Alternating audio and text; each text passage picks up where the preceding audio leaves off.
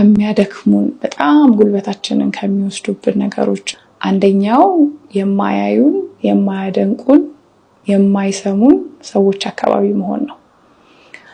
እንደምታውቁት ሁላችንም ጉልበታችን የሚሞላው በምግብ ብቻ አይደለም፣ በብዙ ነገሮች ነው።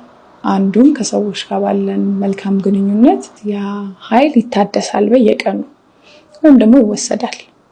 ስለዚህ የማያዩን፣ የማይሰሙን፣ ሐሳባችን የማይገባቸው፣ ያለን መልካም ነገር የማይታያቸው፣ የማያደንቁን ሰዎች አካባቢ ስንውል ስለራሳችን ያለን ግምት እየወረደ ይሄዳል።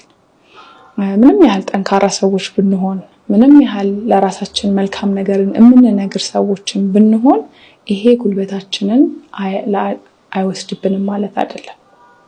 ስለዚህ እንዲህ አይነት ሰዎች ለፍቅራቸው በጣም እንድንለፋ፣ በጣም እንድንደክም ያደርጉናል።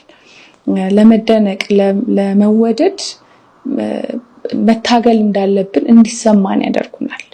እውነቱ ግን እሱ አይደለም።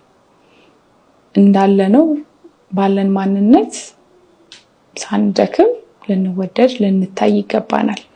ስለዚህ ለምን አላዩንም አይደለም ዛሬ የምናወራው። አለማየታቸው ብዙ ምክንያት ይኖረዋል። ነገር ግን እኛ በምርጫችን ፈቅደን አጠገባቸው የምንሆን ከሆነ ስህተቱ እኛ ጋር ነው። ለምን? የመምረጥ ችሎታ ስላለን፣ ይህንን ነገር መተው ስለምንችል፣ አካባቢያቸው ላይ አለማዋል ስለምንችል ማለት ነው።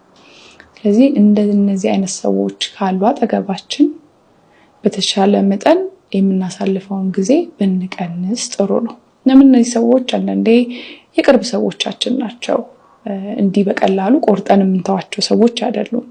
ግን ይሄ መረዳት ካለን ወይ ሐሳቦቻችንን ይዘን አንሄድም እነሱ ጋር፣ ወይም በደከመን ቀን አንሄድም፣ ልንደገፋቸው አንሄድም ማለት ነው። እንመርጣለን።